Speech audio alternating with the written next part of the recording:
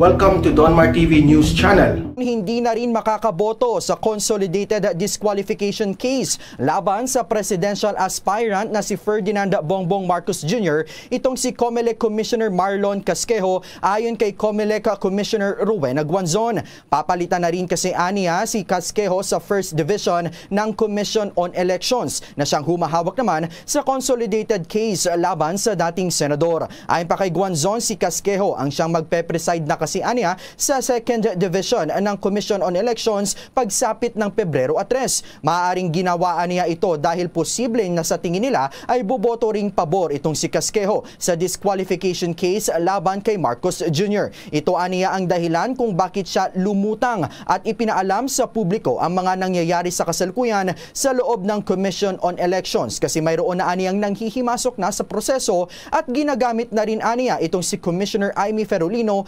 bilang sundalo. Magugunita na sa First Division nga ng poll body na raffle ang consolidated disqualification case laban kay Marcos Jr. Sina Guanzon, Ferolino at Casquejo ang mga miyembro ng First Division ng COMELEC. Nakasaad sa disqualification case na ang kabiguan ni Marcos Jr. na makapaghain ng income tax returns at makapagbayad din ng corresponding tax deficiency nito. Makailang ulit na rin ng hinimok nitong si Commissioner Guanzon, si Commissioner Ferolino na ilabas na ang resolution dito bago pa man ang kanyang retirement bukas Pebrero 2. Kahapon naglabas na rin ng separate opinion itong si Commissioner Guanzon hinggil sa disqualification case at bumoto na ring pabor sa mga petitioners para diskwalipikahin itong si Marcos Jr. sa 2022 presidential race. Nakahanda ang mga miyembro ng Catholic Bishops Conference of the Philippines na maglabas ng payag sa paparating na national at local election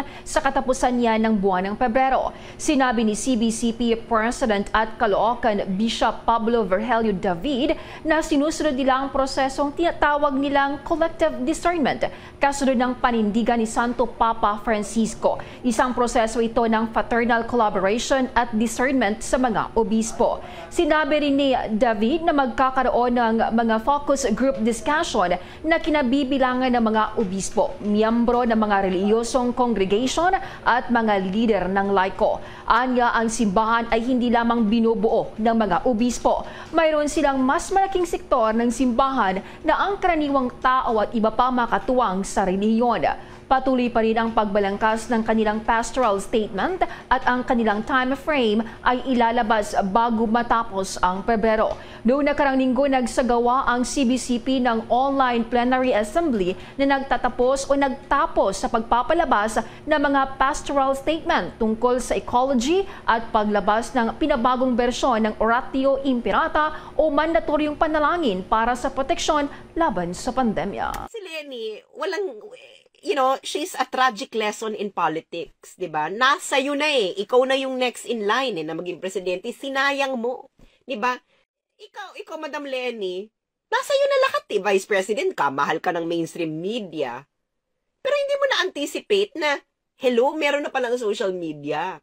Ngayon, kung gusto mong ma-amplify yung good works mo, dapat tumahimik ka na lang doon. Sa pagkontra mo ng pagkontra, dapat binroadcast mo na lang ng binroadcast in the last 5 years is yung mga magaganda mong ginagawa. 'Di ba? Wala nang magiging choice yung yung kaaway mo, kundi mag-focus doon. 'Di ba? Or 'di ba? Doon. Pero ang naging focus yung pagkontra mo ng pagkontra. So anong nangyari? Hindi mo na foresee na itong ginagawa mo in the last 5 years is makakaapekto sa iyong winnability sa susunod na eleksyon. 'Di ba? Kasi naging kontrabida ka ng bida eh. So ano nangyayari sa kontrabida? 'Di ba? Ang gusto ng mga tao sa kontrabida, mentality ng Pilipino, ay mawala sa eksena. 'Di ba? Yung gusto ng mga Pilipino sa mga kontrabida, yung mawala na sa eksena, mamatay.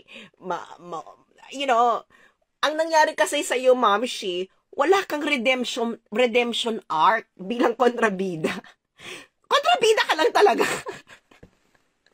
Diba? Aminin kahit na kontrabida, may kagandahang puso. Diba? May kagandahan at kabusilakan ang kanilang puso. Pero sa pelikula, nakakasimpatize tayo sa kontrabida. Kung nagkaroon ng turning point yung kontrabida, at lumitaw ang kaliwanagan at kabusilakan ng kanyang puso. Yun yung nangyari kay Lenny. Wala na 180 degrees turn. Kinareer na lang talaga yung pagiging kontrabida. So ano mangyayari? Magsasuffer ka ngayon sa fate ng isang kontrabida. Ayaw ka talaga ng mga tao. Tapos ngayon, gusto mong, di ba yung sabi nila, ang strategy, sabi niya ngayon, ang strategy, ipakita yung resibo sa mga tao ang kanyang magandang mga ginagawa. Ate, dapat ginawa mo yung in the last 5 years. So, hindi mo sabihin, in the last 5 years, hindi mo siya ginawa, ngayon mo lang siya gagawin. Supported ka naman ng mainstream media in the last 5 years. So, anong ginawa mo? Ano ba yung binobroadcast mo kasi in the last 5 years, di ba? Binobroadcast mo kasi yung pagtanggi mo, pagkontra, pagganyan, pagpapabida, di ba? So, ikaw may mali. So, kahit bigyan mo na resibo yung mga tao ngayon, ang nakatatak pa rin sa kanila, kontrabida ka ng bida. Diba? So, ang gagawin mo talaga dapat ngayon is kailangan mo ng 180-degree turn para malaman na, ay, kahit pala naging kontrabida siya ng bida, may malasakit pa rin pala siya dun sa bida. Di ba ganyan yung, mga friends?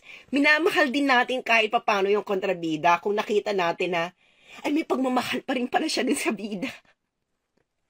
Di ba? Si Lenny talaga, wala talaga siyang pagmamahal. Di ba? Yung mga supporters mo pa gusto mamatay yung Pangulo. So, paano ka mamahalin ng mga supporters ng Pangulo kung in the last 5 years, walang gustong ihangad ang iyong mga supporters kundi mamatay yung bida? Di ba, mamatay yung bida? Yan ang mga gusto ng mga last 5 years. Mamatay ang bida, magkasakit ang bida. Ano pa ba? Maaus yung bida. Ate, walang ganon. So ngayon, galit ang tao sa'yo. Di ba gusto mong mamatay yung bida, magkasakit yung bida, mawala yung bida. So yung mga tao, yun ang nakatatak sa'yo na grabe namang kontrabida to. Napaka-evil to the core. So ngayon, yung mga ano nyo ngayon, yung mga eksena nyo ngayon na the 2022 is battle between good and evil. Ate, sa utak ng tao, ikaw yung evil. Kasi ikaw yung kontrabida in the last 5 years. Diba? Yun. Ikaw yung evil, diba? Kasi yung bida, kahit may ginagawang mali yung bida, bida pa rin yan eh. Diba? Ikaw talaga, kontrabida ka in the last 5 years. So, kahit may ginagawa kang maganda, ang nakatatak sa tao, kontrabida ka. So, kailangan, para mawala yung pagiging kontrabida mo, 180 degrees turn, kailangan magkaroon ka naman ng compassion doon sa bida. Kailangan maging mabait ka doon sa bida. Diba? Hindi mo ginawa, mami.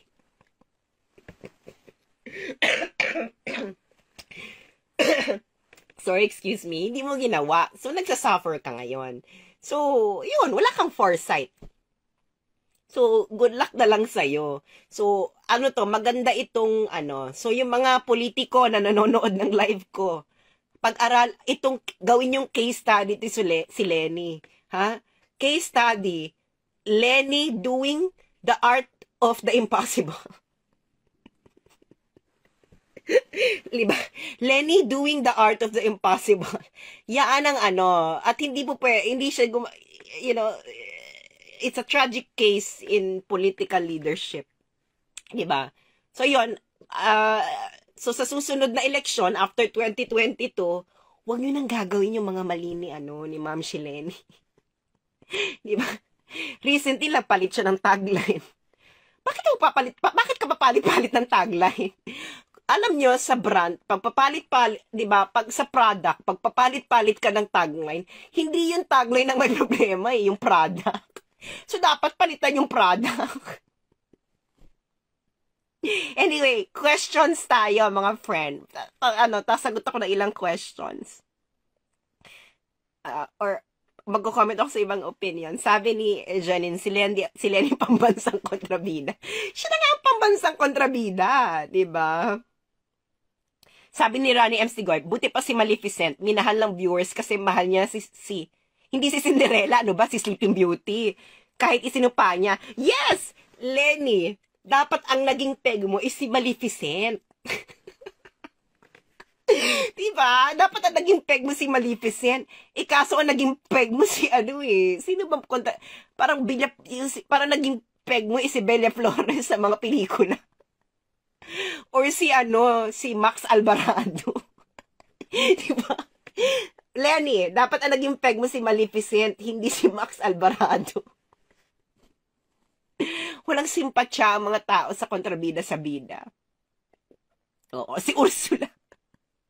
Ngayon, ang feeling ng mga tao, di ba, bida si Lenny ang bida. Yeah, bida kontra bida. Kontra bida pa rin. Okay. Sabi ni Jolo Garcia, buti pa si Sec Manny Piñol at Senator Bato, legit na may doctorate degree. As in, silang dalawa lang nagsulat ng dissertation. Yes, di ba? Ito mga supporters ni Lenny, bida ng bida yung honorary doctorate. Mga mamshi, ang honorary degree ay hindi degree. Award yon, di ba? Award. So, nakalist siya sa award mo. Hindi mo pwedeng sabihin na educated ka dahil may honorary degree ka. Walang ganon. Walang ganon. Mag-invento kayo ng education system. Kakaloka.